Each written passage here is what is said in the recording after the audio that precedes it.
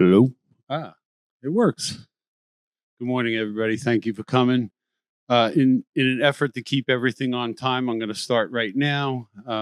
Thank you very much. I was hoping at least one person would come that wanted to learn this stuff. So happy to see more than one. Thank you. All right. So, what is Bitcoin? How does it work, and why should you care? So, my presentation is simply me following my own outline that I typed up. There's not going to be any special graphics. And the reason I did it this way is because if you're out there in the world and you're trying to help explain Bitcoin to somebody, in all likelihood, you're not going to have charts and graphs and all kinds of fancy stuff. So you're going to have to use your own words. So I'm going to try and do this with just my words in hopes that that will resonate with some of you and you'll be able to use some of what you hear when you go out and orange pill your friends and family, as we all want to do. So show of hands, anybody, I'm just curious, anybody here have more than 100 hours of study into Bitcoin? Almost everybody. Okay, good. But there's a few that don't. So that's great because some of this will be recognizable to you folks that put your hands up, and some may not. Some of us have more than 1,000 hours of work. So as I said, I'm going to attempt to verbally describe this, but it's going to be basically a high level overview. I'm going to get very granular on a couple of things, but for the most part, this is just a big summary of everything about Bitcoin as best as I could come up with it anyway. So what is Bitcoin? I've decided that from all the research I've done, Bitcoin is a bunch of things. It's a tool, it's money, it's language, it's a protocol. Some people call it digital gold. I consider it a first principle. I'll explain that in a bit. And for some people, it's freedom. So tools, we all use tools every day. They're made for a purpose. There's limits on what they can do. Some people use them correctly and some people use them incorrectly, right? They can be used for good or bad. You can hammer a nail or you can hit somebody on the head with a hammer, and that wouldn't be so good. And a lot of times they need a skilled operator. And in many cases, money is no different. I submit that money was discovered. Money is a human construct. It doesn't live in nature on its own. Humans realized that this idea of money would be a good thing for us as humans. And so the concept of money was born in human society. The idea of money allowed for people to what we call store value, right? But in order to store value in any item, any object, you need some type of security. Money is also used to transfer value. In order to transfer value, you need liquidity. That is, lots of people need to want it or trade it. You can calculate the value of every other thing. We call that a unit of account. In order for that to happen, you need it to be acceptable by a lot of people for them to also use that same unit of account. For the first time, we now have money that is programmable, right? Bitcoin is programmable, whereas all the monies before that, all the physical monies that humans have used were not programmable. And Bitcoin, other than our time, is the only thing on this planet that is strictly scarce. There's a 21 million hard cap on Bitcoin, and nobody can make it go higher than that without breaking the protocol rules. And all of the monies that humans have ever used in the past did not have that quality. Are we good? All right. Thank you. All right. I like to think of money as a language. I'm not the one who thought this up, but it communicates things like value and information to those who are using it. Bitcoin is a protocol, right? A protocol is a set of rules that could be trusted by people. Now, the Bitcoin protocol allows for a system that is self-propagating, self-regulating, and self-verifying.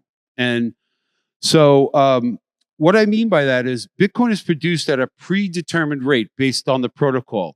It propagates itself. Nobody can slow it down or speed it up. That's the self-regulating part. I apologize, I skipped ahead, but the predetermined rate of issuance is part of the protocol, and the Bitcoin network propagates itself. Nobody has to tell it to add more Bitcoin into the system. The protocol is used for moving value and information and storing value and information. The rules of the protocol allow for those things to happen. It also keeps track of all the transactions in a sequence of events. Many people refer to the Bitcoin blockchain as the time chain because it propagates over time. And there's something that the protocol allows for, which is time stamping, which is to add information into Bitcoin transactions, and so that they're locked in time in the past and can be proven they existed at some time in the past. And all of these things are part of the protocol rules. They allow for this to happen. Bitcoin is also, what is Bitcoin? We're still on digital gold. Okay, so a lot of people have talked about Bitcoin as digital gold because of the properties of gold. So when we go back to why humans started to use things as money, they wanted to be able to trade with each other, and they figured out that there are certain qualities in a physical money that would make it be a better money. And for anybody who's heard this list is scarcity. So the less of a thing, the more likely it is to be used as money.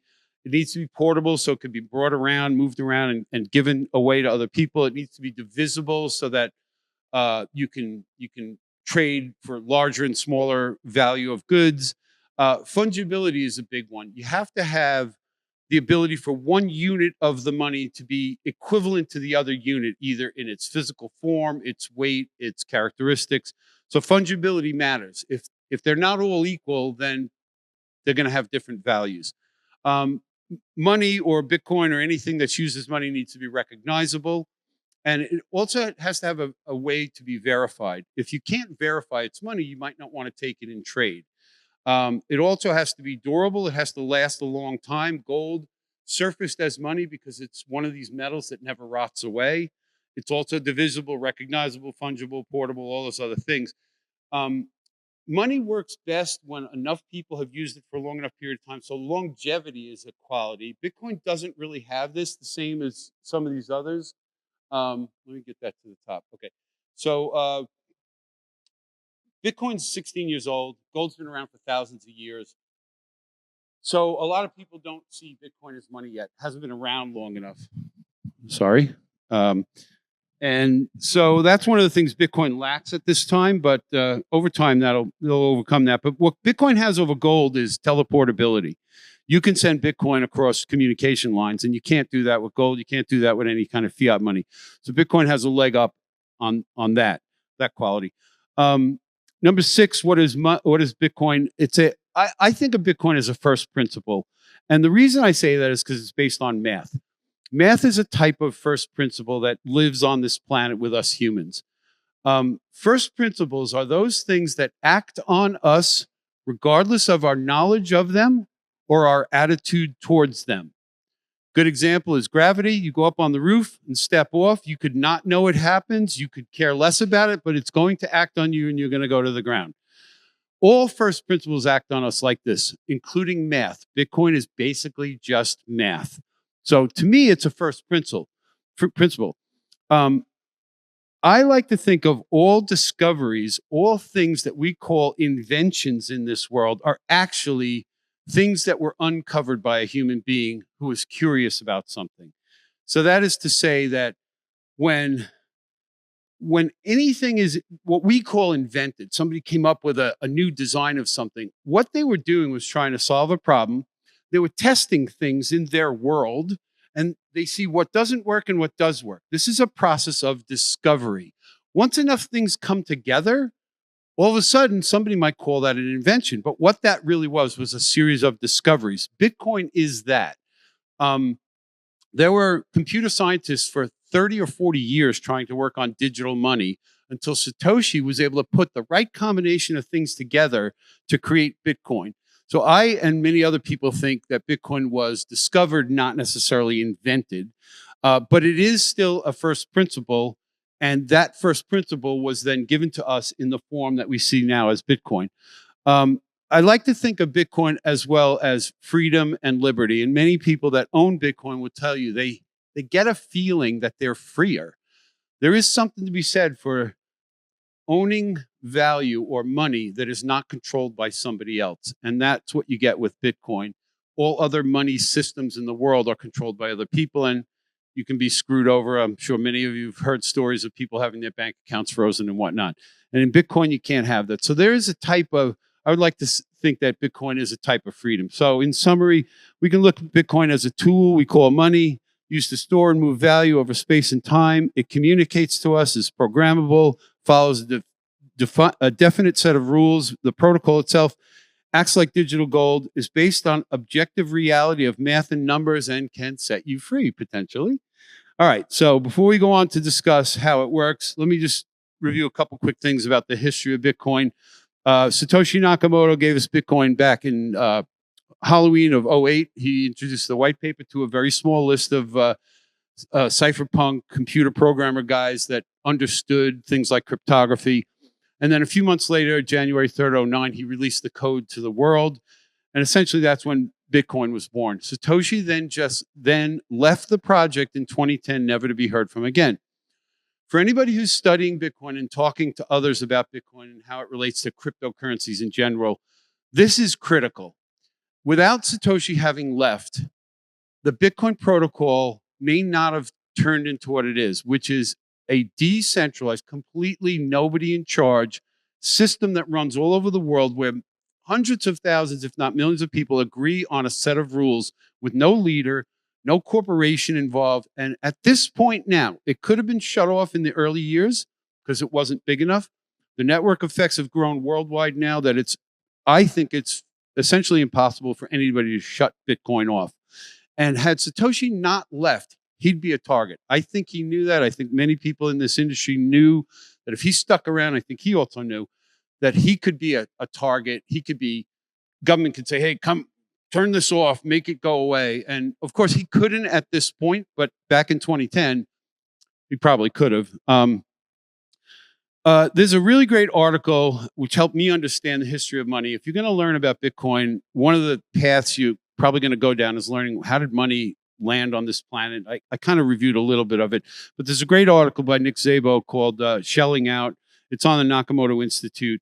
And he suggests that money follows a path from collectible to store of value to medium of exchange to unit of account. And I agree with that. If you think of a group of human beings, hundreds or thousands of years ago, living in the jungle somewhere, and one of the group members walks off and down by the river finds a little shiny piece of metal on the ground and thinks it's really cool and brings it back to the village. He goes, look what I got, hangs it from his neck on a string, and everybody envies him like he's the only one that's got one of those things. And so in the minds of his community, maybe somebody would say, hey man, I'd love that thing. Why don't I give you some of my chickens? I got plenty. Can I have that? I'd like to wear it around my neck. It's really pretty. So all of a sudden there's this collectible thing, and it kind of now has a value because somebody else wants it. There's scarcity involved in that as well. So once it's a store of value, once somebody says it's worth this other thing, then it becomes a medium of exchange. We can exchange for those two things. You could then say this amount of this thing equals that amount of that thing, which means it's a unit of account. So it takes a lot longer than that quick description, but that's how money gets to where it is. It first becomes a collectible. And all the things that humans used as money were that first. So let me go to number 2 first, which is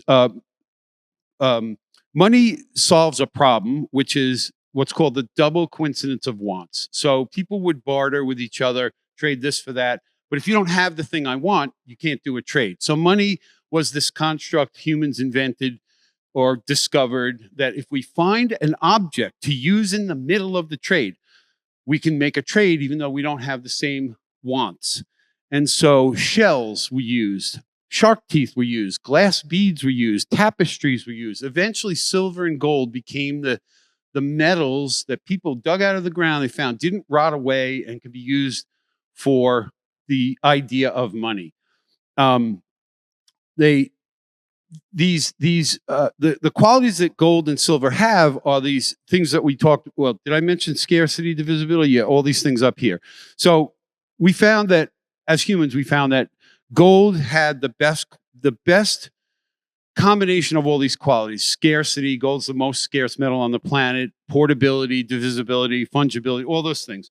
It also allows for the division of labor. This is what allowed humanity to grow and prosper. You can focus on just one thing that you're really good at, trade your goods and services for a thing called money, and then buy everything else you need. And that allowed humanity to specialize in little things and grow a giant society all over the world. So money was a very important thing in our history. And then because of that specialization, it allows for the wealth of everybody to increase in the world. So that's just a couple things quick about the history of money. Let's talk about how Bitcoin works. So Bitcoin has a bunch of different features to it. There's a network, there's transactions, there's nodes, miners, wallets, private keys. This is my breakdown of how I wanted to describe how Bitcoin works. So when I'm talking to people in the world, quick show of hands, who knows what an Excel spreadsheet is? Love it. Okay.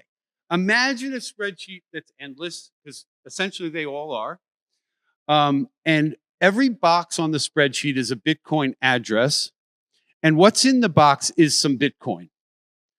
And that spreadsheet is shared all over the world with every node, so that everybody on the network keeps a copy of the state of the network.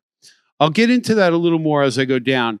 But if we can keep in mind the idea of a spreadsheet, that might help for your explanation to other people one day when you're trying to explain how the system works. If you ever get into this technical stuff about how the system works, almost nobody gets into this. But for me, when I was learning about Bitcoin, I couldn't make sense of it. I couldn't convince myself to buy any until I understood how it worked under the hood. So for me, understanding the mechanism of Bitcoin became important. So that's why it's part of my talk. So the network is we're on B now, a decentralized group of computers we call nodes that stay synced. I'll get into how they stay synced as we go down here. One of the things they use is called ECDSA, which stands for Elliptic Curve Digital Signature Algorithm. That is used to sign transactions. The protocol, the worldwide protocol, agreed to an upgrade a couple of years ago, where we now have a type of signature scheme called Schnorr signatures, which help make transactions smaller and provide for certain privacy under certain circumstances. Another part of the rules of the protocol is something called SHA-256, which stands for Secure Hash Algorithm. That's used by miners to add blocks to the network and to generate public and private keys in individual wallets. We'll get to all that a little further down. The rules of the protocol also allow for the dissemination and arrangement of the transactions, the blocks, the block sizes, the block rewards, transaction fees. All of these are part of the rules of the protocol of the network. Some of these rules are immutable, which means that nobody gets to change them. So one of those is the sum of the inputs must equal the sum of all the outputs. That's a rule. If you try to pass along a transaction that doesn't follow that rule, it will get rejected by the network. Another one is something we call the halving, which has to do with the issuance schedule of Bitcoin. Every 210,000 blocks that get added to the change, the issuance schedule of brand new Bitcoin changes. There's another thing called the difficulty adjustment, which happens roughly every 2 weeks or every 2016 blocks. Let me back up for a second and say that the 210,000 block halving, way back earlier, I mentioned that Bitcoin is self-propagating, self-verifying, and self-regulating. So the self-propagating part is the issuance of the new Bitcoin. And the fact that it changes its issuance schedule is part of that self-propagating mechanism. Nobody can do this. It does it on its own. It's a bunch of rules everybody follows. The difficulty adjustment is the self-regulating part. That is, the Bitcoin network actually speeds itself up and slows itself down every 2 weeks, and nobody can stop that. There's a economic reason for that I won't get into now. I'm happy to answer questions if I can finish this before the end. So the difficulty adjustment is the self-regulating part, and the self-verifying part is that all the wallets, all the nodes on the network, nobody trusts anybody, and everybody validates everything that they see and hear. So, all right. So I'll go down to B here, which is characteristics of, what are we up to here? Sorry about this, folks. Protocol rules, right? Okay. So some of these rules, excuse me, are mutable. Like, so I said some of them are immutable. That's A. Mutable would be specific software functionality that allows you to operate within the network, maybe using a different interface, but the underlying messages that you would send would stay the same. So there are people constantly building brand new wallets and doing unique different things that don't affect the immutable rules of Bitcoin. These are things that can be changed. And there are some other parts of the protocol that have to do with just the communication part, which is C, which is the peer-to-peer protocol, propagating transactions around the network, stuff like that. So we're up to what is Bitcoin? Number 2 is transactions, right? So transactions are you wanting to send Bitcoin to somebody or somebody wanting to send it to you. They're created by wallets, which use software. There are different types of wallets. You have a desktop, a laptop. We have mobile wallets. And then we have specific devices we call hardware wallets that are specifically made just to create and verify not verify transactions so much, but for propagating and making transactions. Excuse me. So wallets, the transactions need to be organized and created based on the protocol rules. They're all that's automated in wallets. They have to have valid inputs, like I said before. All your inputs need to match all your outputs. They have to be sent from a proper address that the network recognizes to another proper address that the network recognizes, and they have to be signed correctly. Your wallet signs transactions with a digital signature. They then are broadcast to the whole network. If you look at number 1, that it says nearby nodes hear these, they verify these transactions and pass them on. So again, as I said earlier, nobody trusts anybody in this network. So everything you hear as a node on the network, you're going to verify yourself. And the protocol rules allow for that. So you don't ever have to trust anybody. As a matter of fact, the thing that really clicked for me that got me looking at Bitcoin was a woman said, you can trust the protocol without trusting any of the people involved. And my fiat business that I've had totally relied on trust. And I thought, how can you trust this protocol that was built by people and not have to trust the people involved? Or it didn't make sense to me. But once you understand that it's a set of rules everybody agrees to, you no longer have to trust the actors because the software verifies everything. So transactions are pooled into groups by miners and as unverified transactions. So when you propagate a transaction out there, everybody's checking it. If you're a miner and you're building blocks on the network, you're going to take these transactions, you're going to stick them in something we call a mempool. There is no one mempool. Every miner has their own mempool. They might look similar or even identical, but there's no rule that says they have to. But they're sitting there waiting to be verified in this, what we call this memory pool. Now, transactions are then hashed in a race to get credit for the next block. I'm going to explain hashing as we go down a little further. They're included in blocks by miners and added to the blockchain. So, or what some people call the time chain.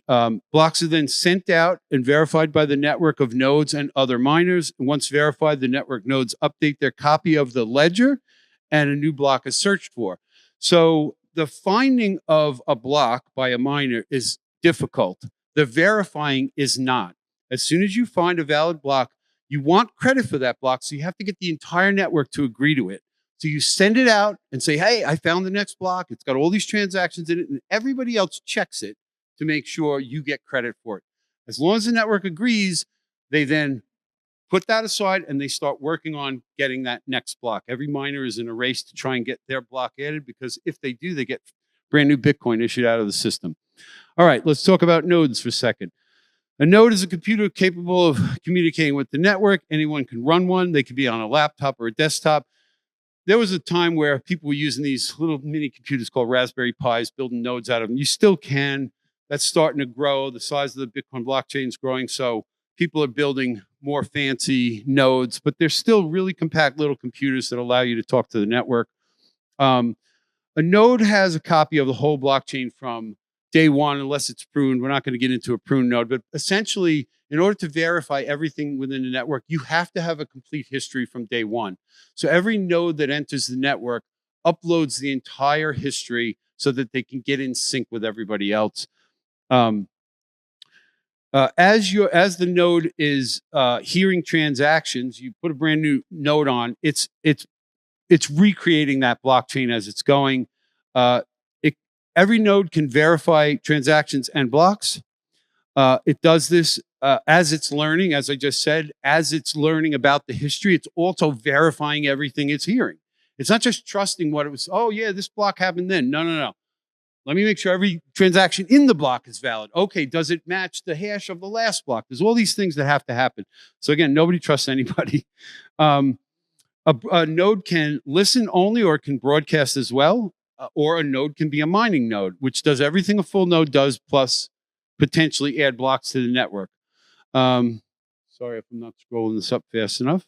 All right, so let's go on to miners. Anybody can be a miner. So one of the things about Bitcoin is it's an open source protocol. Anybody can join, anybody can contribute to it. Doesn't mean your contributions will be accepted, but anybody's allowed to be part of the Bitcoin network, including being a miner. You can go out and start mining tomorrow, and maybe you'll hit a block and get 3 1/8 brand new Bitcoin. Mining pools, let's see, they do, as I wrote there, they do more than just verify transactions. They mine blocks. They gather the transactions into the mempool I mentioned earlier.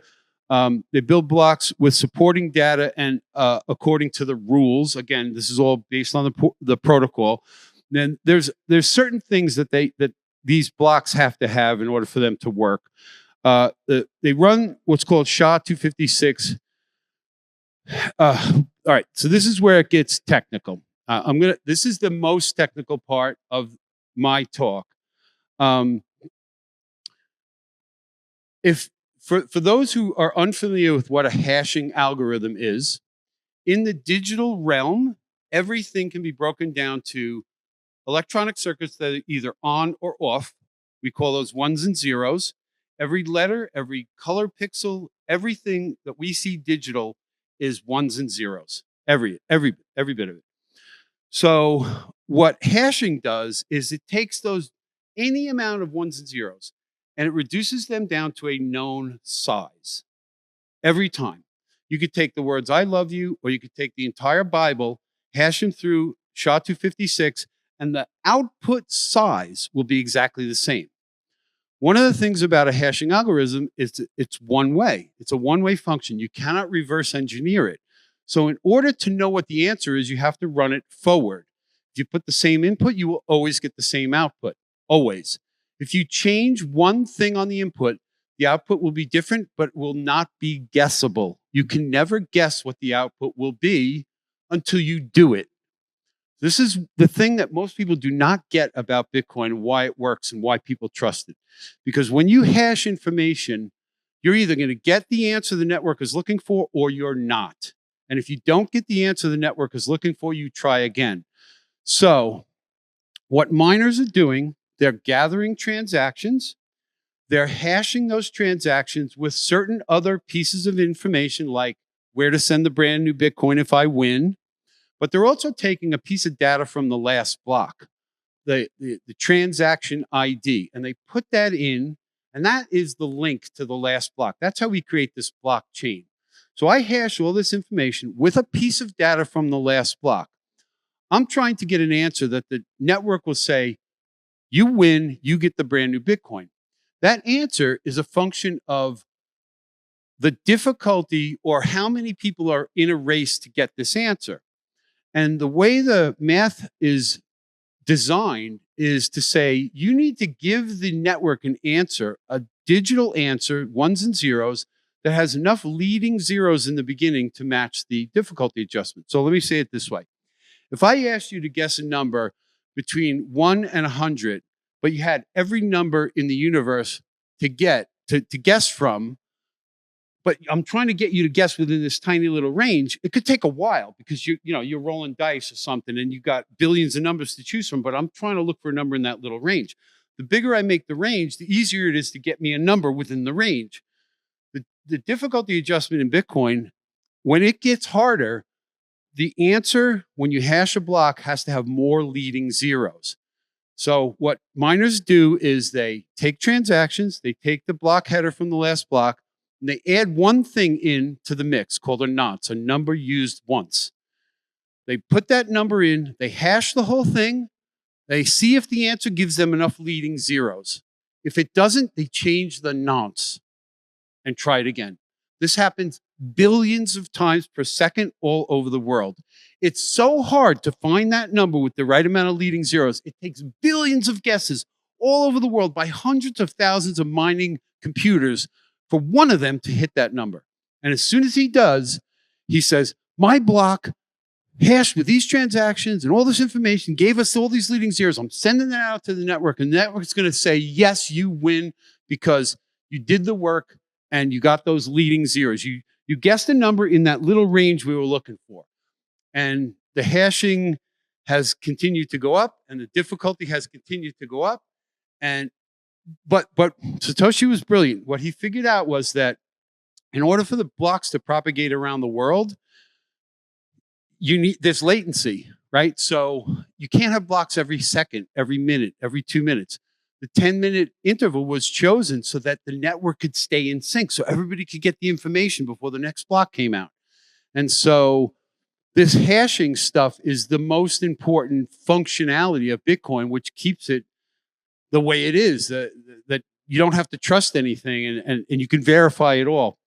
Anyway, I got to keep going or I'm going to run out of time. Oh, this is hard. This talk, I did this talk a couple years ago, took an hour and a half. I'm trying to do it in like 40 minutes. I'm sorry. All right, so I mentioned some of these things. You got to guess a number lower than a target number. You're going to broadcast to everybody. It gets very... The one thing about a hashing algorithm is you could take the nonce, the transactions, the header, the block header information, and you could run the algorithm in a split second, in a millisecond, and verify that guy got the right answer, because you'll see that answer that you just ran the same calculation on. So it's hard to find a block, but it takes milliseconds to verify one. And so the whole network verifies, and that guy gets credit for that block. As soon as that happens, everybody just starts building the next block. It's a race. It's a lottery. Every block is a race by everybody in the world that's mining. People say it uses a lot of electricity. It's the use of that electricity that proves that you did the work, because you have to keep guessing. You have to run your computer millions of guesses, and you needed electricity to do that. So Bitcoin is not created for free. Somebody's spending money on electricity to create Bitcoin. All right. Let's go down to wallets real quick. These are what we call signing devices. Anyone can have one or more. They can be on a phone or a computer. They have, as I mentioned earlier, hardware wallets that are specifically designed to be a signing device for the Bitcoin network. They can send and receive transactions. They can sign transactions, and also messages to verify that you own some Bitcoin, even though you're not trying to make a transaction. And they can verify incoming transactions. So another thing about Bitcoin, which is really interesting, it uses what's called public key, private key cryptography, which is you have a private key to some information. You want people to trust that you have that private key. So you can provide them with some public key, what we call the pub key information, and they could run math on that with your digital signature that came from your private key, and they can know that you have the private key without ever seeing it. And that's, again, another way that the network verifies itself. Every transaction is verified by everybody using the public key and the signature to know that you have the private key, even though they can't see the private key. So don't show anybody your private key. Private keys are 256-bit long numbers managed by the wallet software. It's your main password to your Bitcoin wallet. It generates public keys. You can generate billions of public keys. There's no limit to that. You need to store it safely. You can memorize it. Some smart people have figured out how to take your really long number and turn it into a series of words, and you can memorize the words. It's a little deeper discussion than right now, but it can be done. And you never want to reveal your private key. All right, so why should you care? Excuse me. I submit that Bitcoin is wealth, financial sovereignty, freedom, morality, alignment, legacy, humanity, and then there are some threats that we need to be aware of. Some of this is objective. Some of this is just my opinion, subjective. A lot of people learn about Bitcoin and they think, oh, I'm going to get wealthy, number go up technology, right? And that's possible. It's likely to be worth much more in the future. We've had about 9 million% return so far. There's a limited supply. I wrote an article back in 2020, I think it was, or 21, called Bitcoin as Real Estate, where I compare the limited amount of real estate on the planet to the limited amount of Bitcoin. Because of that scarcity, there's only so much of it. There's been increasing demand for Bitcoin. We have the halvings, which reduce the issuance supply, which again makes it worth more. The difficulty adjustment I mentioned earlier, which allows for the network to stay uniform and propagate at a decided upon speed every 10 minutes for blocks, roughly. We've got the strong hand hodlers that help, if there's less Bitcoin available to those who want some because we're holding on to it, numbers going to go up. There's a lot of big money out there in the world looking at Bitcoin right now. And as they want Bitcoin, it's going to push the dollar value of Bitcoin up. And there's lots of tech improvements and higher layer solutions that give this thing more value. So all this is happening all the time. The deeper you get into this, the more you start to see all this stuff. So financial sovereignty, right? So your ability to be in control of your wealth. This is a tough one. Everything we own on this planet can be taken from us except Bitcoin. If you store your Bitcoin correctly, it is unconfiscatable. Your house can be stolen. The money in your bank can be stolen. Pretty much anything. Somebody with more power, guns, or laws can take your stuff, but not Bitcoin. That's a financial sovereignty the world has never seen before. So I wrote it on here. Central banks and intermediaries, they take a cut in our transactions. So, it's unconfiscatable wealth, as I mentioned, as long as you secure it correctly. You can move it without censorship. That's something that we can't do with our fiat money and the systems that we have now. It also resists inflation. For anybody who understands inflation, it is simply more monetary units being added into the system. That's it. Government prints more money. We have inflation. Prices go up as a result of too many monetary units chasing the same amount of goods. That doesn't happen in Bitcoin. If anything, everything keeps getting cheaper in terms of Bitcoin. I consider it as freedom, like we discussed before. If you ever heard of a guy named Viktor Frankl, he was a Holocaust survivor. He wrote a book called Man's Search for Meaning. And freedom is in your head, folks. How you feel about your life, whether you feel free or not. Viktor Frankl. I know a guy named Max Frankl, different guy. Viktor Frankl wrote this book, and he talked about having liberty, even though he was not physically free, because it was in his mind. Very deep, not easy to cultivate, but I would suggest that freedom is in your head, and it has to do with what you control in your life and that kind of stuff. Knowing you have unconfiscatable wealth can help make you feel free. And I suggest that go around and talk to Bitcoiners, and they'll tell you that's how they feel. Freedom to choose to hodl your Bitcoin. Let's see, so restricting. So I'm thinking about this. When you're holding Bitcoin for the future, it's restricting. You can't use it, but it's freeing knowing that you have it. It's a really weird thing. It's this contradiction of like, I want to use my wealth. I want to go buy a new house, whatever. But, knowing the value is going to keep going up causes a lot of people to just keep holding it. Let's just see. What else did I write here? All right. So it's called lowering your time preference. If anybody's heard of high time preference or low time preference, if you're planning for the future, you have a lower time preference. If you want stuff now, that's a higher time preference. And Bitcoin allows for a lower time preference. What you'll find is Bitcoiners care more about their health, care more about raising families, because they're thinking about that future because they've got this Bitcoin in their possession, and they think, well, it's going to be worth a lot more. So I can plan for those things in the future. Most of society is so worried about the future, they just want stuff now. And that fiat system is destroying the world, in my opinion. So let's see. Morality. Okay. There's something about the Bitcoin network. Many people have referred to it as a truth machine. There is a truth in the transactions, the history of Bitcoin, and nobody can change them. It's an immutable truth. What I've found, the people that I've met in Bitcoin seem to be high integrity, solid people that work hard, that are looking for truth and freedom and fairness. And I feel like Bitcoin is a representation of that for many people.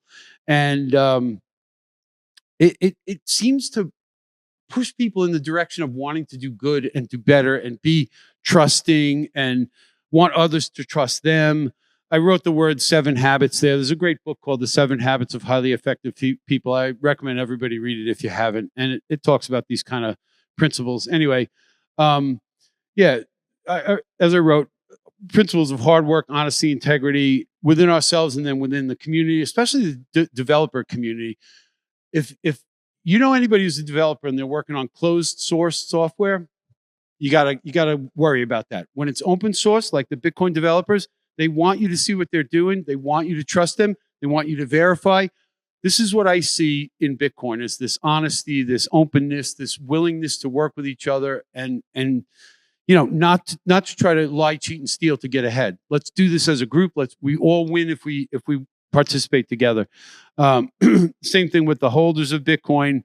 They just seem like that type of person. Then it leads to this moral obligation of treating your fellow humans. I wrote NAP, the non-aggression principle. I feel you owe no one anything except to leave them alone if they want to be left alone. Right? That's being fair to let people do what they want. As long as they leave you alone, you leave them alone. I think Bitcoiners are kind of like that. Again, some of this is subjective, how I feel about some of this stuff.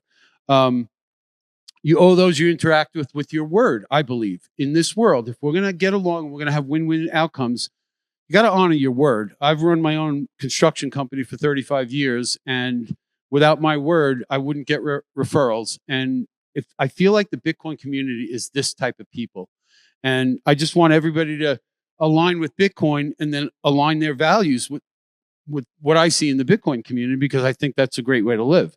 And that's where I put alignment down here. You tune into your surroundings, right? What did I write? 1 through 4, create alignment. The feeling that is everything is best under the circumstances. You have new awarenesses, an unveiling of your weaknesses. As you start to really become honest with yourself, right? You start to align with those around you. Since you can gain further alignment with deeper understanding. All of these are like side effects or outcomes of becoming a Bitcoiner, learning how it works, accepting the rules of the network, wanting to work with it, wanting to voluntarily be part of this thing. It creates community. I think, I go around, I want everybody to learn what I know. So I want them to become enlightened. There's a saying, I think this is an Einstein quote: once we're enlightened about a particular principle, it's incumbent upon us to live it. It's the only way we can gain insights into higher, more important principles. If you know that exercise is good for your health and you keep ignoring it, you will suffer the consequences. Once we're enlightened about a particular principle, it's incumbent upon us to live it. If you think Bitcoin is valuable, it's incumbent upon you to not only live it, align with the system, but tell others about it as well, because this is a first principle. This is going to act on us anyway. Where was I? Gain insights. Okay. Yeah. You want people to know about this revolution, your friends and family. I went around telling everybody I cared about so they can never say to me, why didn't you tell me? If you knew, why didn't you tell me? You got rich and I didn't because you didn't tell me? I told them all. In 2017, when the value of a Bitcoin was under $5,000, and many of them have said to me, boy, I wish I listened. And I keep saying, you're not too late, folks. None of us are too late. Bitcoin's going to 1 million, then 10 million, then 100 million. If you're young enough, you're going to see that happen. So it's still not too late. Knowing it'll improve your circumstances, you'll align better. Knowing you create a better world for your heirs potentially, you can leave a legacy. Now, there's another thing. I think this is in the 7 Habits book. He describes a process of life: to live, to learn, to love, and to leave a legacy. When we're struggling in life, we just need life. We need to live. We need food and sustenance and shelter. To live, to love is relationships. Once you have your sustenance taken care of, you want to have friends, you want to have family. Once you have those 2 things taken care of, life is like, okay, what else can I do? So you get curious, you want to learn. Once you get to those 3 things and you got that covered in your life, all of a sudden you're like, what am I doing here? What is my purpose? Do I want to really leave a legacy of any kind here? And I suggest that we can leave a lasting, really good legacy by adopting this system and aligning with it, teaching our kids and our friends about this, and moving the world in a positive direction. That's my feelings about that. So I don't know if I summarized all that. Let's see. Reputation. Yeah, wanting to be remembered for good works. You can leave money to your heirs, and lifting up humanity. So then we do have some threats we have to worry about.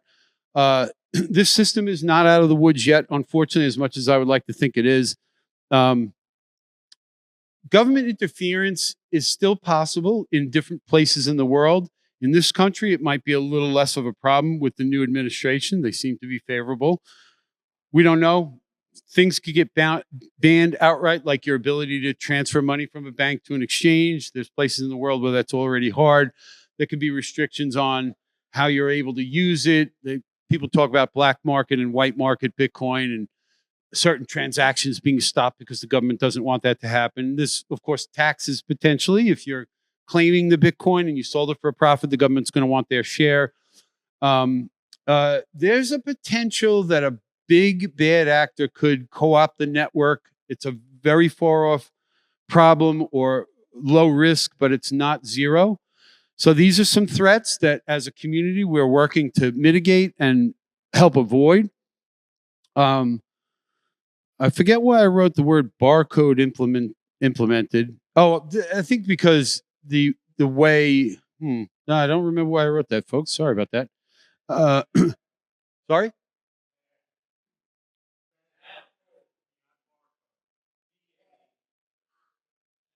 Thank you. That's my dyslexia. Yes, bad code implementation. Holy shit. Thank you. I really do have dyslexia. I can't even read my own writing. Yeah, somebody introduces some bad code that gets accepted, that could be a problem. That's highly unlikely because a lot of people are looking at the code, but that's again a non-zero chance of happening. Humans' incomplete understanding of first principles. This is a big one. A lot of people just don't even know that they exist, first principles. And the first principle of money is a big one, in my opinion. And then the overwhelming powers of some groups of humans to create havoc, to do things, to put out narratives in the world that Bitcoin's boiling the oceans and it's only for drug runners and whatnot. So these are potential threats, but the network has proven its resiliency over the years, and I think we've done pretty well. Paul, I'm done, right? I used up my time. I apologize, folks. I tried. There's no room for questions, but get me outside. Ask me any questions another time. I appreciate you all coming. I can't believe how many people showed up. Thank you so much.